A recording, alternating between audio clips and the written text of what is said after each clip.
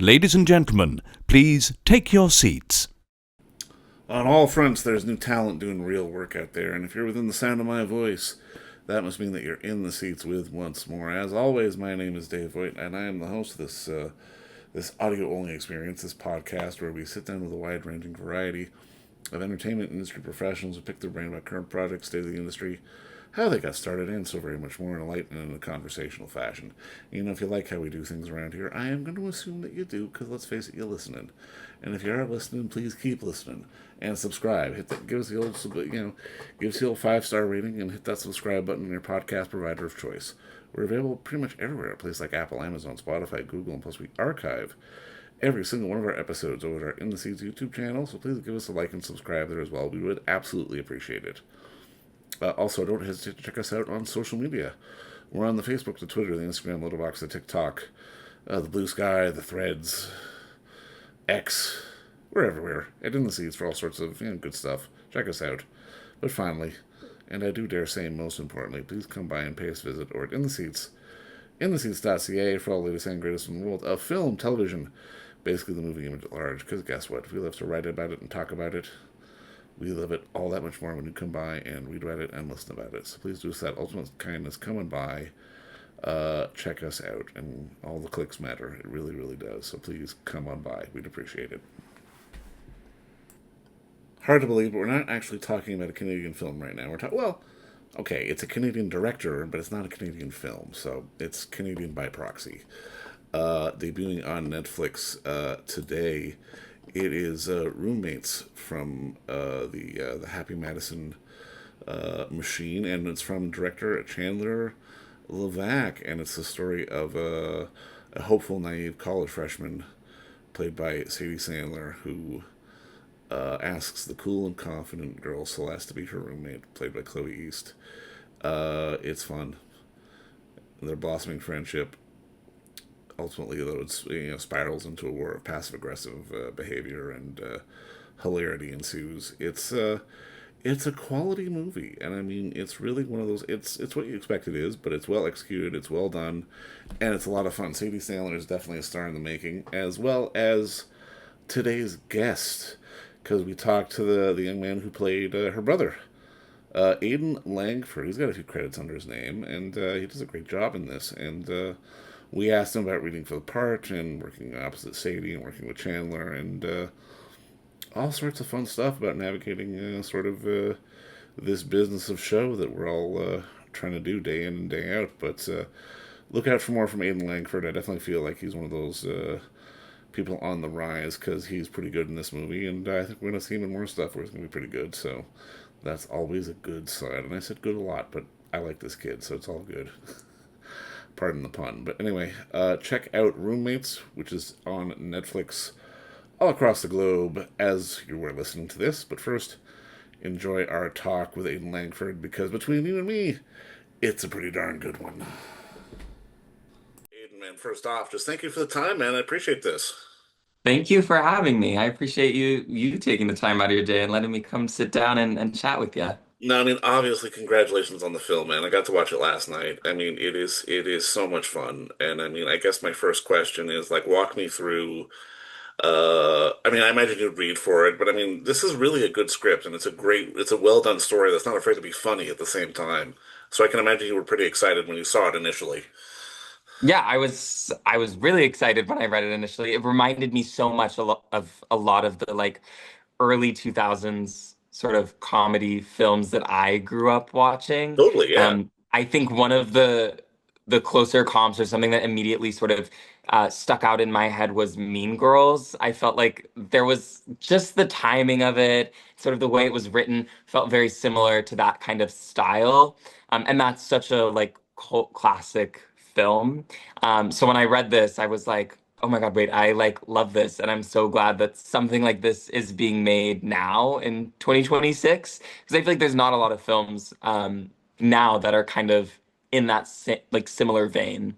Oh, 100%, man. I mean, for sure. I mean, it's you've got to have that balance between sort of the heartfelt and the sort of the drop dead funny. And I mean, on that note, I mean, I've got to imagine because I mean, you're sharing scenes with a Sandler.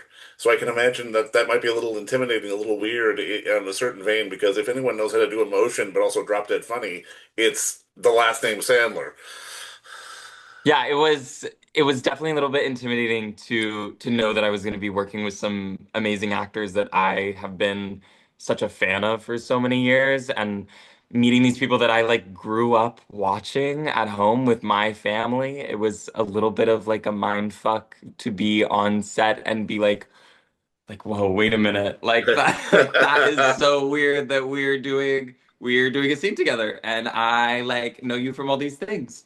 But I will say a lot of those like nerves and the intimidation and that kind of stuff sort of fell away after I had got on set because it was such a like light energy being on set and everyone was so like open and kind and funny. I mean, you put a bunch of comedians in a room and like you're bound to kind of laugh throughout the day, which definitely kept like the vibes super light and fun.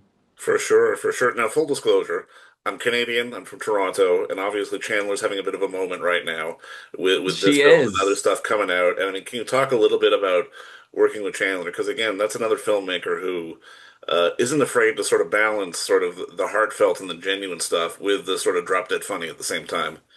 Yeah, I'm a fan of Chandler's and I love a lot of her movies actually. I think she's amazing and I first met her during our chemistry read that I did with Sadie and then Chandler was also in the room. Sort of right off the bat, I felt like Chandler had a really great way of talking to actors, which is so helpful and so nice when you get a director that is sort of able to communicate their ideas in a way that is then usable by the actor because I think sometimes directors don't always have the same idea of or the same use the right words to sort of communicate how they want a scene and how that should be executed by an actor and then it's the actor's job to kind of figure out like okay what do they mean by that and how can I make this doable for myself as an actor and Chandler had a really great understanding of like how actors work and how our minds are and so she was really great to work with in that way and then I also think that she just has a really great like vision overall for how a scene should look and how it should feel. And she was very hands-on with all of us, and we were constantly like in conversation with her, and also getting like reassurance from her as well, which was really nice to have from a director. I think it's like when you're on set after uh, director calls cut, everybody kind of like looks to be like, hey, we got it, or do you like that, or what else? And she was very, very reassuring to all of us, and just overall a great person to work with. Well, I mean, at the end of the day, for someone who made a movie called I Like Movies, as an actor, that's got to be comforting for you to go, okay, this woman knows what she's talking about. We're gonna She have a knows good what she's time talking on this one. about. She must really like movies if she did this whole movie about it. Yeah. No, I mean, I gotta ask because I mean, obviously, you've been around for a minute, you've done your training. I mean, you had some great parts, but there's always this perception from the general public on the outside looking in that comedy is easy, when in reality, it's not always easy. And I mean, I'm kind of curious, like, as an actor, like, how do you sort of exercise the right muscles to sort of stay in sort of the comedic moment as opposed to, say, something dramatic, which again is probably a bit more, I don't want to say easy, but a little more sort of point A to point B, kind of more black and white. Comedy is a bit more abstract.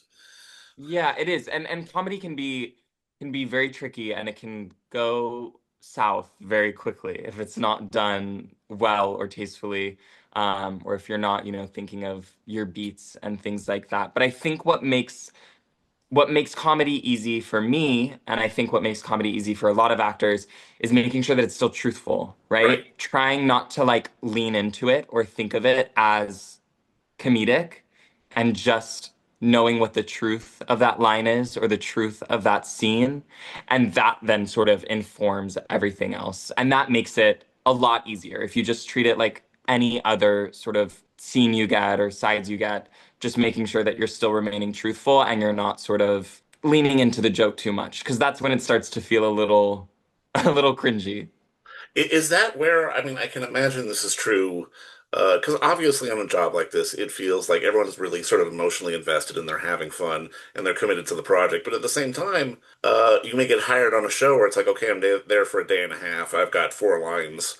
You still have to be committed, but it's a different kind of energy. Yeah, it is. It's a different energy when you're not necessarily working with these people for a month Right. and a half, right? And sort of building that. And I love being able to have the opportunity to sort of build those relationships and have that like fun, amazing time over the course of a month. It feels amazing to just like work on something with people who are equally talented and passionate and care about it. I mean, being in a room full of passionate people who care about the thing that we're all sort of collectively aiming for is a really rewarding and fulfilling experience. And yeah, it is different when you're there for, you know, a day, but it's still it's still the same thing in many ways. I mean, you still get there and you want to do your best and you're treating your scenes the same way, right? You're just not there for a month and sort of building everything up for that whole time. It's not like it's a question of you're coming in to help for a day as opposed to okay, we're it's you're on the team and we're all doing this together and you're pulling everything forward rather than just sort of a one shot where it's like, okay, I'm helping, but yeah, but it's different. This thing's already built. On But this, I will you're say, I doing mean, you're like it's from the ground up, right? the saying of like there are like no small parts, only small actors, Bingo, which right. you hear all the time, especially as an actor and especially in the beginning, right? Because you're usually not going out for these, you know, huge roles when you're first starting out. And I think that saying is very true because it takes a really talented actor to be in a film or a TV show or whatever it is for a couple of seconds or a couple of minutes and Yeah. be rememberable. Is that the right word? Memorable. There we Memorable, go. memorable, yeah. Be memorable for that like short period of time. And there are some great moments with great actors, and they're only in these things for, you know, a couple seconds or a couple minutes. Right. And they're very memorable. And like there are some films and shows where like that's the character that you think of, even though they weren't in it Exactly, for that yeah. long. So it's a very true saying, and I think that it's something that a lot of actors have to like remind themselves of. No, and I mean it's a unique power to sort of, be memorable for those 2 minutes hits, which, doesn't always get appreciated as sort of the star-making turns or the leading roles. It really speaks to the power of, you know, uh, being an actor and sort of understanding the material and the moment that you're in. Yeah, exactly. Now, I mean, I gotta ask, just to start putting a bow on this thing. It's a silly question, but it's one I always like to put out there. Was there a movie or a moment in your life where the light bulb went off and you're like, I want to do that? Oh my gosh. I feel like acting for me has always sort of been something that I've wanted to do, and I've always kind of considered myself an actor. I got into it really young. Right. I was doing school plays, and I also think my mom was like, this kid needs an outlet. He is like, we cannot be doing this in the house right now. But it's always been something that I've been very passionate about and been doing. I mean, I would put on like shows for my parents. When I was younger, I would like make them get in the living room and sit down, and I would like make popcorn and set up all the lights and put on like a whole one act show for Love it. them. So it's something that I've always been very passionate about and always been very like driven towards. And I think anytime I watch any film or TV show, I'm always reminded of how much I love it and how much I want to be doing it, especially when I'm watching, you know, something really compelling or a story that really moves me. I'm like, damn, like that's what I want to do. No, I mean that begs the next question. Are you the actor who wants to write, direct, produce, or are you kind of happy in the moment right now? I am happy and living in the moment. I am also working on writing a short film right now, a horror short. Love it. So I'm very excited to be doing that. It's sort of my first venture into writing for film. So yeah, I'm happy in the moment, but I'm also exploring other avenues because I am just the type of person that always has to be kind of making something. Oh, amen to that, man. I mean, then that's sort of the magic of it all. And I mean, just to wrap this up. If you had to sell roommates to people, like, what would your line be? I have to have a one-liner. Oh my gosh. I would say a funny, passive-aggressive coming of age journey would be just my like I like that. one-liner. Passive aggressive, especially. I like that because it's so on Oh my point. God, Celeste is like so passive aggressive. I can't. There were moments where I was like, oh, I hate this bitch. I can't stand her. But I mean, Aiden, man, I can't wait for more people to see it. And just congrats on the movie. And again, thanks for the time today, man. I appreciate it. Yeah, thank you so much. Thank you for having me. You're very welcome. All right. And don't forget to visit our friends over at Bay Street Video for all your DVD, Blu-ray rental, or purchasing needs this summer, as they are still open for curbside and some mailing delivery as well. Over at 1172 Bay Street, Toronto, Ontario, Canada, you can give them a call at 416-964-9088. That's 416-964-9088. Or send them an email at baystreetvideoto@gmail.com for any of your DVD and Blu-ray needs.